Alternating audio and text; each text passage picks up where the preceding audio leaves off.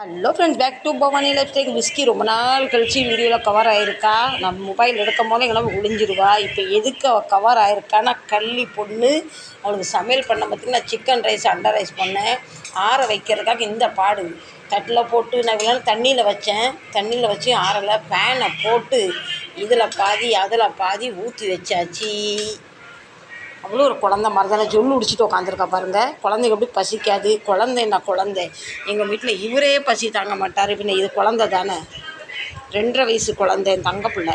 எங்கள் பிஸ்கிக்கு சிக்கன் ரொம்ப ரொம்ப பிடிக்கும். வெறும் முட்டை போட்டு சாப்பாடு கொடுத்தா வச்சுக்கோங்க, மோந்து பார்த்து நீ வேண்டாம் சாப்பாடு வேண்டாம் போடின்னு சொல்லிடுவா. இப்போ ஆறிட்டு ஃப்ரெண்ட்ஸ், செல்ஃபி எடுக்கலாமா? எப்படி உட்காந்துருக்கா பாருங்கள் பிஸ்கி. தர்றே சோத்தை தான் பார்க்குறேன், உங்களை பார்க்க மாட்டேங்கிறேன். ஆமாம், நீங்கள் என்றைக்காவது அவளை லவ் பண்ணதில்ல, அதனால் உங்கள் மேலே கோவம். பசி தாங்க மாட்டேன். இவளுக்கு வந்த உடனே ஒரு கேரட்டு ஒரு வாழைப்பழமும் கொடுத்தேன். கொஞ்சம் கடிச்சிட்டு இங்கே கொஞ்சம் கடிச்சிட்டு எனக்கு இது வேண்டான்னு போட்டுட்டான். சிக்கன் உங்கள் 2 பேரும் புரியறது இல்லை. அதனால் என்னை யாரும் நீ சாப்பிட்டியான்னு கேட்கறதில்ல, சாப்பிட போறியான்னு கேட்கறதில்ல, உனக்கு என்ன பிடிக்குன்னு கேட்கறதில்ல. நம்ம வாழ்க்கையை அப்படியே நவுட்டி கொண்டு போயிடுச்சு. இந்த வீடியோ பிடிச்சா கண்டிப்பாக சப்போர்ட் பண்ணுங்கள், லைக் பண்ணுங்கள், ஷேர் பண்ணுங்கள்.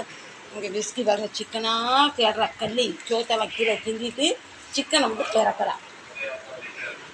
இவளுக்கும் கறி கஞ்சின்னு அவன் நம்பர் 1. இந்த மாடசாமி பெருமாளுக்கும் சிக்கன் கஞ்சின்னா ரொம்ப பிடிக்கும். Tata bye bye, love you. Support பண்ணுங்கள், ஆதரவு தாங்க, லைக் தாங்க. மீண்டும் நல்ல வீடியோ சந்திக்கிறேன். பாய்.